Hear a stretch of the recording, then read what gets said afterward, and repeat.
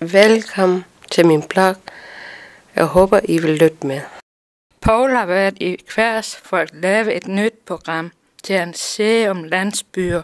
Jeg vil stille Paul et par spørgsmål omkring hans dag. Hej Paul. Hej Anita. Jeg har et par spørgsmål. Må jeg stille dig dem? Det må du meget gerne. Hvorfor valgte du landsby Kværs? Fordi jeg valgte, det var en spændende by at komme ud og besøge. Blandt andet var vi forbi og besøge Kværshallen, hvor vi fik rundvisninger ind i Hans. Han fortalte om fra dengang, den blev bygget tilbage i 88, og til den nyeste i 2012, så vidt jeg husker. Hvad gør Kværs til en spændende by? Kværs gør til en spændende by, fordi de har nogle forskellige arrangementer. Blandt andet har de haft smoky i byen her de sidste år, hvor de trak mange til huse.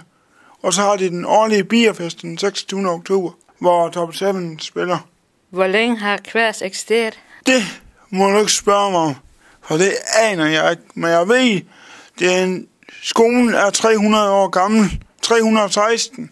Helt præcis. Hvad så I? Vi så blandt andet Kværshallen, og så bagefter besøgte vi lige kort skolen, og så sluttede vi af med at se Stenparken nede ved Kværs Kirke. Gik det godt?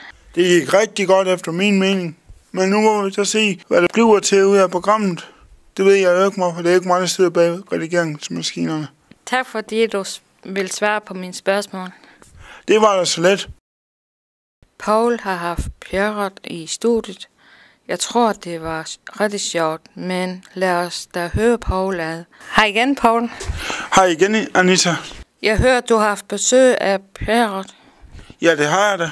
Du er godt nok en travl mand. Ja, jeg har jo mange ting, jeg går og laver hernede på stationen. Vil du snakke lidt med mig om det? Ja, det vil jeg da, Anita. Var det sjovt? Ja, det var rigtig sjovt at høre om hans hverdag, og hvordan han foretager sig ude på bakken. Høre hans historier og alt sådan noget. Hvad snakker I om? Alt muligt, lige fra jul. Hvad han laver om vinteren, når han ikke er på bakken, og hvad han så laver af trylletricks og alt, når han er ude på bakken. Snakker I om andet?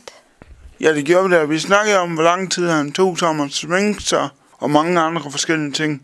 Hvordan er han? Som person, når han ikke er pjort, så er han meget stille og rolig. Det synes jeg i hvert fald. Men det var meget spændende at høre om hans historie, når han er pjort. Var det en spændende og god oplevelse? Det var en rigtig god oplevelse at møde ham og høre om hans historie og livet som pjort. Tak for den lille snak, Paul. Det var altså let. Altid til tjeneste. Tak fordi I kiggede med. Jeg vil fortælle noget mere i næste uge. Vi ses.